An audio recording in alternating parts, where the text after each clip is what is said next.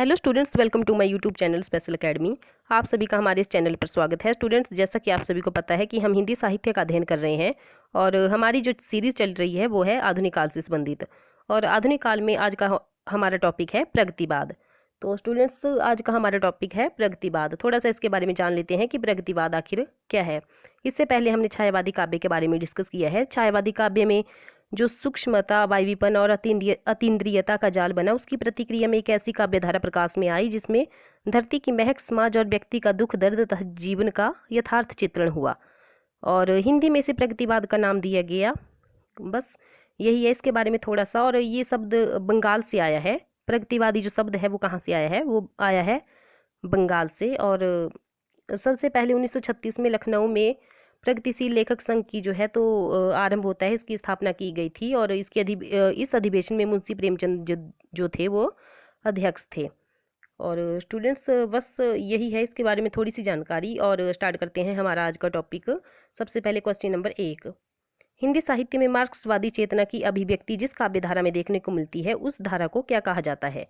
तो हमारे पास option number A है प्रगतिवाद, बी है प्रयोगवाद, सी है जनवाद और डी है अकविता। तो हिंदी साहित्य में मार्क्सवादी चेतना की अभिव्यक्ति जिस काव्यधारा में देखने को मिलती है उस काव्यधारा को प्रगतिवादी काव्यधारा कहा जाता है। हमारा नेक्स्ट क्वेश्चन है, ऑप्शन नंबर हमारा ए सही हो जाएगा। हमारा सेकंड क्वेश्चन है, नागार्जुन किस काव्यधारा के कवि हैं? हमारे पास ऑप्शन नंबर ए है प्रयोगवाद, बी है प्रगतिवाद, सी है अकविता और डी है समकालीनता। तो नागार्जुन जो है तो प्रगतिवादी काव्यधारा के कवि हैं। और इसके बारे में देखा जाए तो नागार्जुन का जो जन्म है वो 30 जून 1911 को हुआ था। 1911 को इनका जन्म हुआ था। और मधुबनी जिले की सतलखा में इनका जन्म हुआ था। और ये जो इनका जो जन्म हुआ था वो ननिहाल में हुआ था। वैसे इनका पैतृक गांव वर्तमान दरभंगा जिले का तैरानी था। इनके पिता का नाम गोकुल मिश्र था और माता का नाम उमा देवी। और नागार्जुन के बचपन का नाम जो था तो ठक्कन मिश्र था। इनके बचपन का जो नाम था ठक्कन मिश्र था। थोड़ी सी आपको इसके बारे में स्टोरी बता दूं मैं, इंटरेस्टिंग स्टोरी है। और नागार्जुन पांचवी संतान थी, अपने पिता की पांचवी संतान थी। इससे पहले इनकी 4 संतानें मर गई थी। इनके पिता गोकुल मिश्र की पहले 4 संतानें मर गई थी और नागार्जुन इनकी 5वीं संतान थी।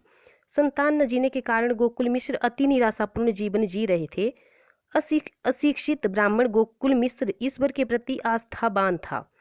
जो इनका पापा था, नागार्जुन के जो पिता थे, वो भगवान में काफ़ी ज़्यादा विश्वास करते थे। शंकर की, शिव जी की पूजा करते थे और बैद्यनाथ धाम जाकर बाबा बैद्यनाथ की उपासना की ओर इन्होंने खूब ध्यान दिया और घर में पूजा पाठ कराया।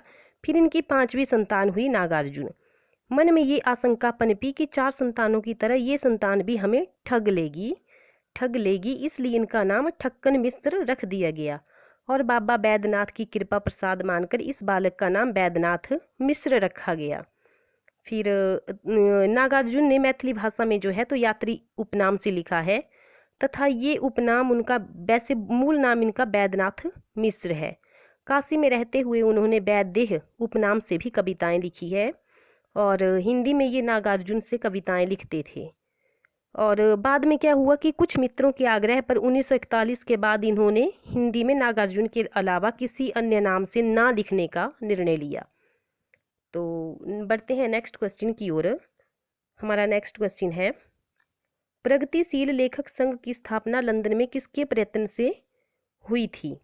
तो हमारे पास ऑप्शन नंबर ए है प्रेमचंद, बी है मुल्कराज आनंद तथा सज्जाद जहीर, सी है निर्मल वर्मा और डी है नागार्जुन।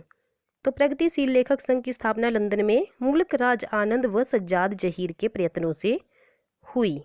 ऑप्शन नंबर बी हमारा सही हो जाएगा।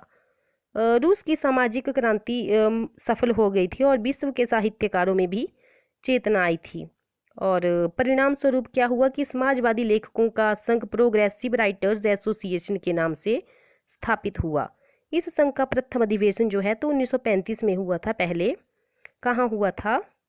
ये हुआ था पेरिस में। सबसे पहले 1935 में पेरिस में इसका स्थापना दिवस हुआ था। और अंग्रेजी लेखक E.M. फॉरेस्टर की अध्यक्षता में ये पेरिस में अधिवेशन हुआ था 1935 में। इस संस्था से प्रेरणा प्राप्त कर युवा भारतीय लेखकों जैसे मुल्कराज आनंद और सज्जाद जहीर के प्रयत्नों से लखनऊ में प्रगतिशील लेखक संघ की स्थापना हुई। इस संघ का प्रथम अधिवेशन जो है तो 1936 में मुंशी प्रेमचंद की अध्यक्षता में संपन्न हुआ। दूसरा जो था तो प्रगतिशील लेखक संघ की स्थापना लंदन में किसके प्रयत्नों से हुई थी? मुल्कराज आनंद सज्जाद जहीर। और पहले ये 1935 में हुई थी, 1936 में ये भारत में हुई थी, और दूसरा अधिवेशन इसका 1936 में हुआ था भारत में, लखनऊ में। और दूसरे अधिवेशन सन 1938 में विश्व कवि रविंद्रनाथ टैगोर की छत्रछाया में हुआ था। और मतलब जो हमारा भारत है, भारत में दूसरा अधिवेशन 1938 में हुआ था। 1938 में भारत में किसकी अध्यक्षता में?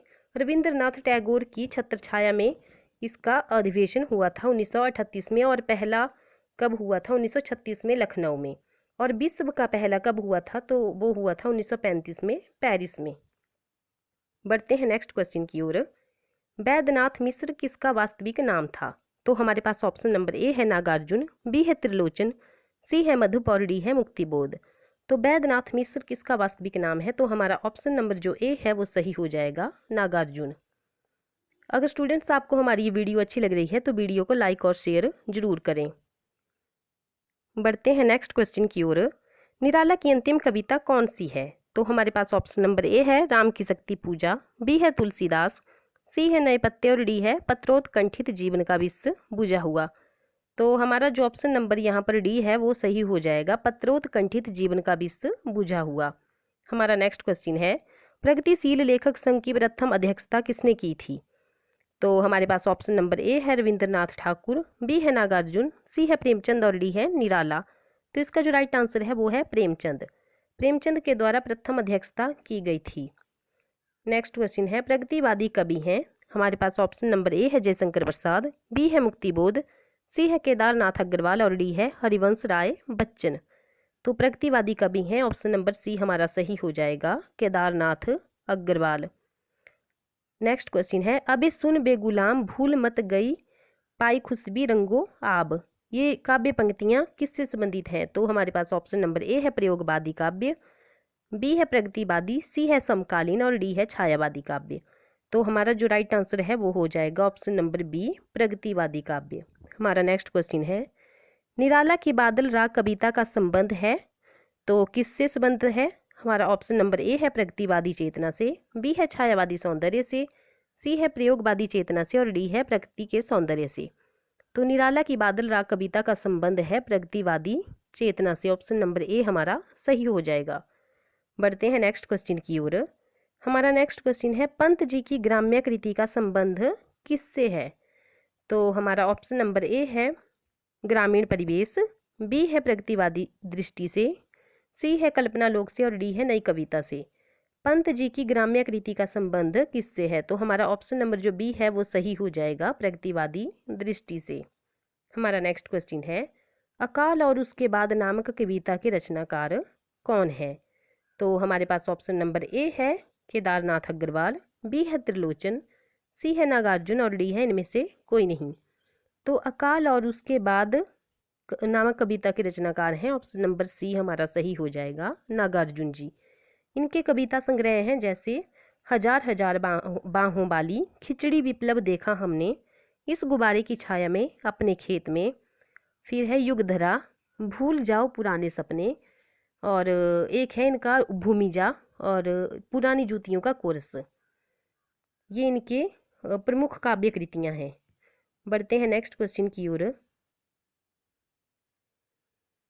प्रगतिवाद का समय क्या है? तो हमारे पास ऑप्शन नंबर ए है 1936 से 1943, 1935 से 1943, 1936 से 1947 और 1935 से 1953।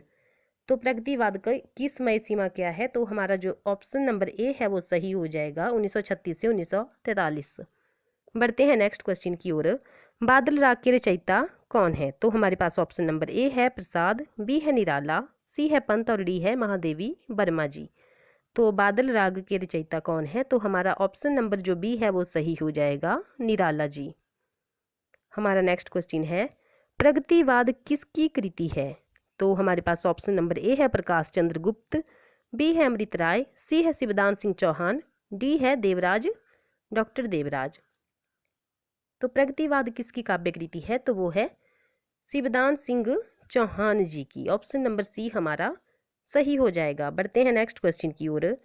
प्रगतिवाद के जन्म में किसका योगदान है? हमारे पास ऑप्शन नंबर ए है छायावादी, रोमानियत एवं पलायनवादी प्रवृत्ति का, प्रगतिशील लेखक संघ की स्थापना का, मार्क्सवादी प्रभाव का, या सभी।